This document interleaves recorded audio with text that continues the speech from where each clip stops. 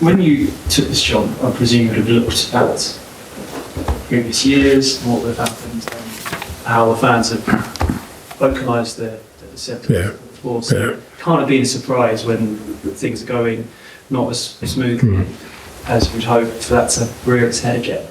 I mean, I guess my question is, were you expecting that at the first time of any issues? Oh, look, I think you just deal with it as I've always done. It's not my first experience. I mean, I think it was first maybe 2 or 3 games at Celtic, they were throwing tennis balls on the pitch, mate, in protest, actually disrupted games. So it's not the first time I've had to face this kind of thing. And I always feel my role in that is, again, not whether, it's not telling people what to do, but it's hopefully trying to guide the football club into a place where, all these things can be resolved, in a secondary way, where the focus, particularly on match day, is just on us winning games of football. And I think I always felt that's been my role, and that's what I've tried to do my whole career. Like I said, it's not the first time I've kind of been at a club where there's disenchantment with, whether it's a board or an owner or some aspect of a football club. The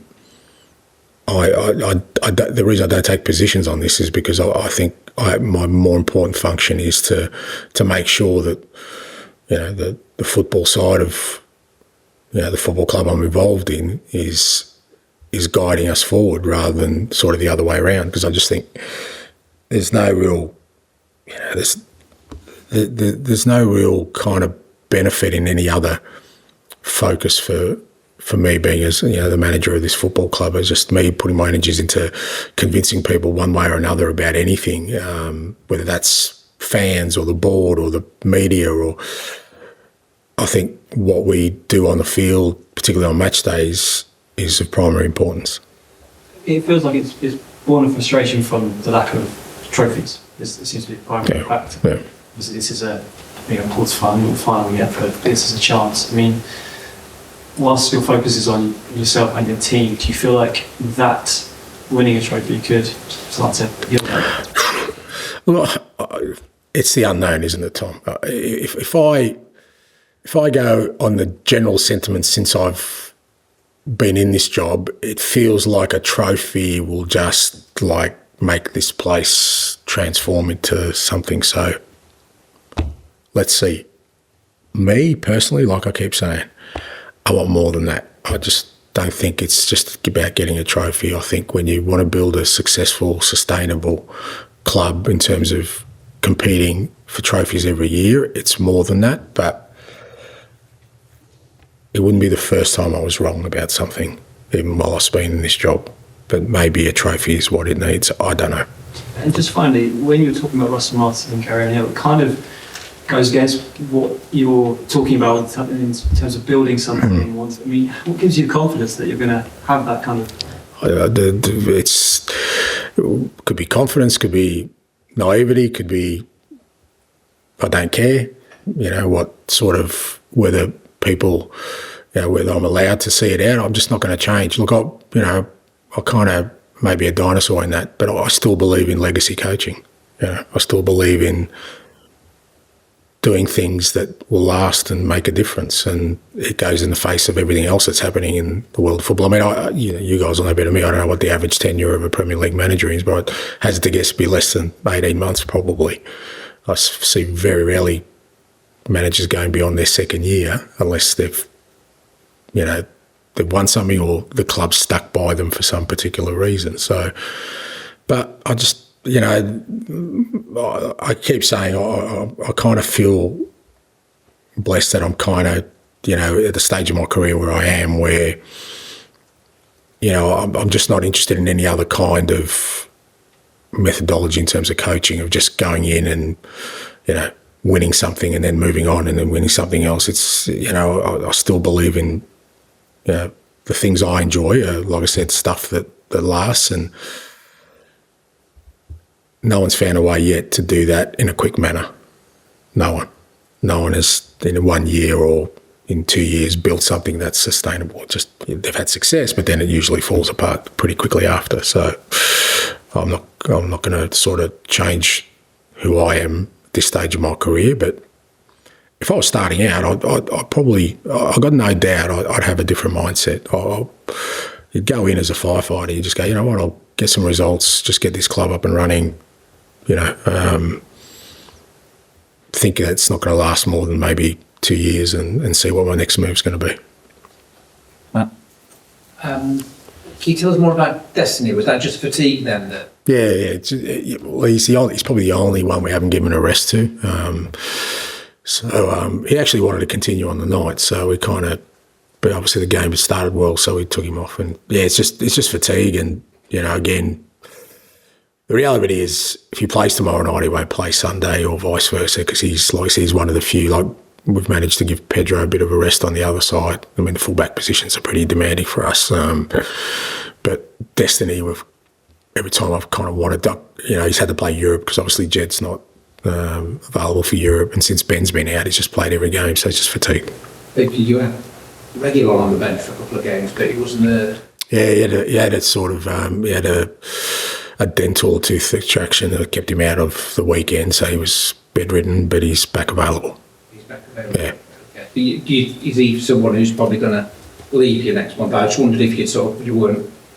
You brought Jed back into the fold. Well, he's available, yeah, so he's available for selection. And again, tomorrow, we'll get Biss back, but apart from that, that still means everyone else is out. So, you know, he'll definitely be back in the squad, and, you know, an opportunity to use him here, because, we'll have probably only 4 first-team players on the subs bench, of which he'll be one.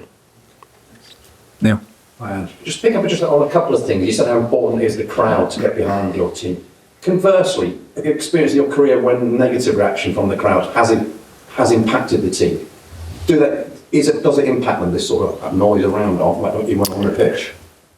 I think it does, in terms of, you know, like I said, you when you play at home, I think it can be a major advantage when, you know, the sort of support is, you know, all aligned with everything else at the football club, for sure.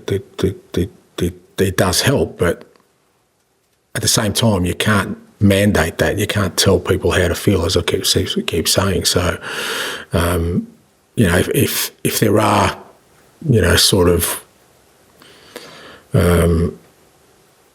fractures in that, then of course you're not getting the maximum out of your camp, like anything else in sort of your organisation. But yeah, so it can have an effect. Again, at the same time, you know, we as the people out there, and particularly the players and myself on game day, we've got to be able to still maintain the level of performance to get the job done irrespective, and hopefully that means that, you know, we bring everyone along on the journey.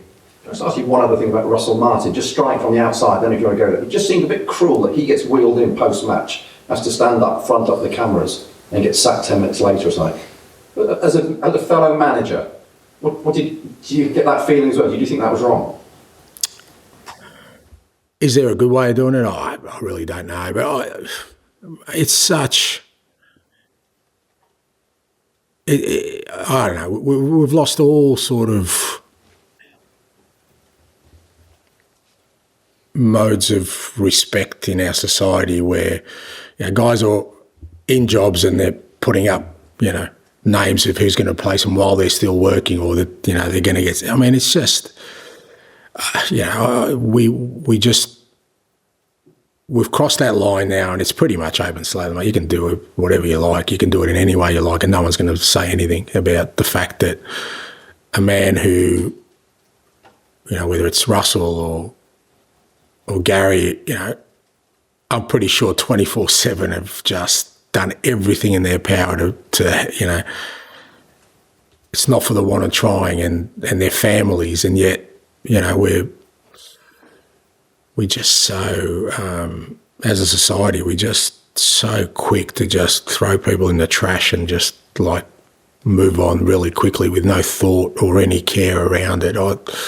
I said, I don't know if there's a good way or a best way of handling.